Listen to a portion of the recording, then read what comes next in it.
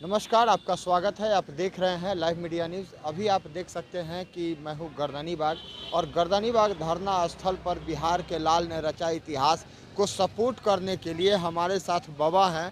बाबा से जानते हैं कि 1965 का जो लड़ाई चला था पाकिस्तान से, उसमें भी इन्होंने काफ़ी कुछ देखा है। आइए जानते हैं कि क्या कहना इस विषय पे है। देखिए, मेरा नाम आर.डी. सिंह कर्नल हुआ। मैं उसी पीरियड में, उससे पहले थोड़ा सेना में ज्वाइन किया था 62 से, और ट्रेनिंग के बाद ही हम लोगों को भेज दिया गया था चाइना बॉर्डर पर। चाइना बॉर्डर, हाँ। और उस समय भारत की स्थिति ये थी कि ना जवानों के लिए बूट की व्यवस्था थी बढ़िया, न वर्दी थे, न ये थे। और उस ठंड में हम लोगों ने उन चाइना वालों को बहुत बढ़िया से ये किए और हाँ, सबक सिखाए। और आज भी वहाँ एक सरदार जी जिंदा हैं जो अपने तो बर्फ़ में दब गए थे, लेकिन वहाँ आवाज़ लोगों को मिली कि मैं अमुक जगह पर हूँ, और वो सिधार गए। और आज भी वो आदमी सरहद पर जिंदा है। सरहद पे जिंदा है। जिंदा रहने का मतलब ये है कि जैसे मैं ड्यूटी कर रहा हूँ बॉर्डर पर, और अगर मैं थोड़ी सी भी शिथिलता बरता, चाहे मेरी आँख झपक गई, तो एक झापड़ लगता है उसके मुंह पर। हाँ। और वो जब तक ये रहे, उनका फोटो सिर्फ जाता था उनके घर, और छुट्टी वो घर पर, माने मृत होते हुए भी 2 महीना छुट्टी काटते थे, फिर आते थे बॉर्डर पर। और आज भी वो सिलसिला उनका जारी है मेरे दोस्तों, उस समय से लेकर के। हाँ, यानी कि वो बॉर्डर पर रहते हैं। हाँ। फोटो 2 महीना 3 महीना जाती है, फिर आ हाँ। जाती है। अभी फोटो अब नहीं जा रहा है, लेकिन वो हैं वहीं। वही है। हाँ, उनके नाम से मंदिर बन गया है, वहाँ लोग पूजा करते हैं।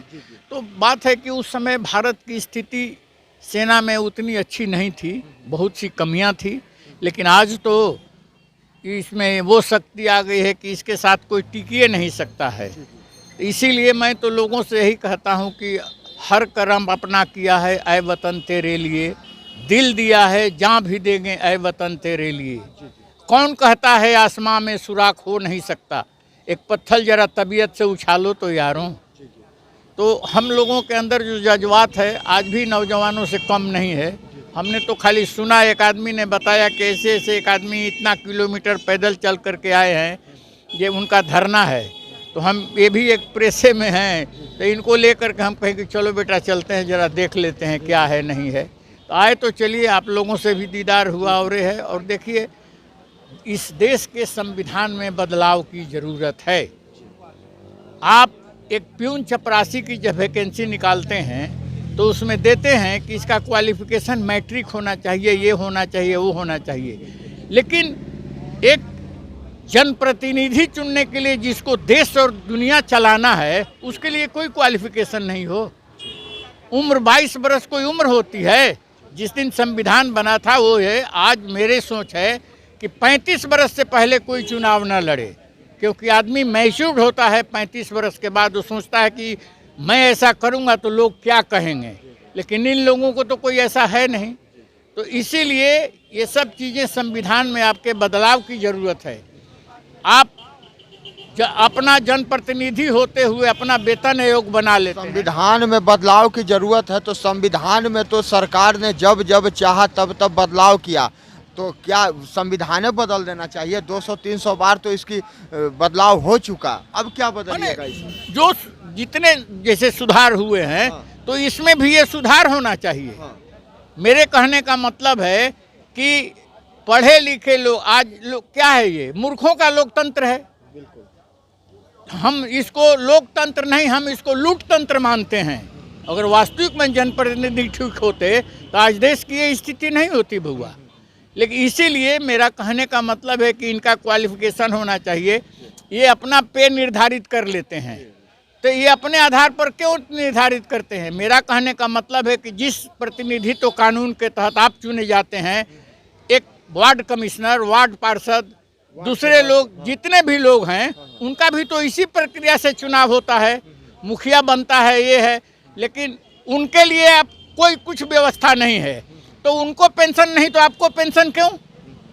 पेंशन होना चाहिए तो सब जितने जनप्रतिनिधि हैं उसका होना चाहिए ना। यानी आप कहना चाहते हैं कि निचले स्तर से पेंशन की शुरुआत हो। हाँ। जो सुविधा आपको मिलता है वही सुविधा निचले स्तर के वार्ड सदस्य को भी मिलना चाहिए। बिल्कुल। और दूसरी चीज़ ये है कि जो पेंशन जो गाड़ी जो भत्ता जो मिलता है वो निचले स्तर पर होना चाहिए, क्योंकि उसको भी जन चुन करके भेजते हैं और आपकी वही जन चुन करके जनता से संपर्क तो उसको करना ही होता है।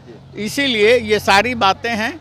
और पेंशन जो है जनप्रतिनिधियों का एक होना चाहिए, ये नहीं कि ये 10 बार खड़ा हूँ और 10 बार इनको पेंशन मिले, ये कतई नहीं है, तो दूस लूटने की व्यवस्था हो गई। बिहार के युवा आपको देख रहे हैं, क्या कहना चाहते हैं बिहार के युवा? देखिए, बिहार के युवा में सामर्थ्य तो है, लेकिन आज ये भी जाति और मजहब में बंट गए हैं। इसलिए जब तक इस व्यवस्था से आप ऊपर नहीं हटिएगा, कोई भी हो, आप अच्छे लोग का चुनाव कीजिए जिसका चरित्र ठीक हो, आप जानते हो कि हाँ कम से कम ग्रेजुएशन से नीचे, मेरी जो सोच है, ग्रेजुएशन से नीचे कोई चुनाव नहीं होना चाहिए। क्वालिफिकेशन आज गांव में जहां देखिए वहां 20 गो ग्रेजुएशन तो बैठा हुआ है गांव पर, तो फिर ऐसे लोगों को जनप्रतिनिधि क्यों आप चुनने की व्यवस्था करते हैं? यही बात है। क्या नाम हुआ? RD Singh colonel. साथियों, आप देख रहे थे लाइव मीडिया न्यूज़। अगर यह वीडियो अच्छा लगा हो तो आने वाले युवा पीढ़ी के लिए इस वीडियो को शेयर कीजिए। ये कर्नल थे और कर्नल साहब ने 1962 की लड़ाई देखी है चाइना से, पाकिस्तान से, और सबसे बड़ी बात है कि इन्होंने जो संदेश दिया है वो जन जन तक जाना चाहिए। आपका बहुत बहुत धन्यवाद। हमसे जुड़े रहने के लिए हमारे YouTube चैनल को सब्सक्राइब करें और नई वीडियो की नोटिफिकेशन के लिए बेल आइकॉन को दबाएं। अगर आप ये वीडियो Facebook पर देख रहे हैं तो लाइक जरूर करें और ज्यादा से ज्यादा शेयर करें। धन्यवाद।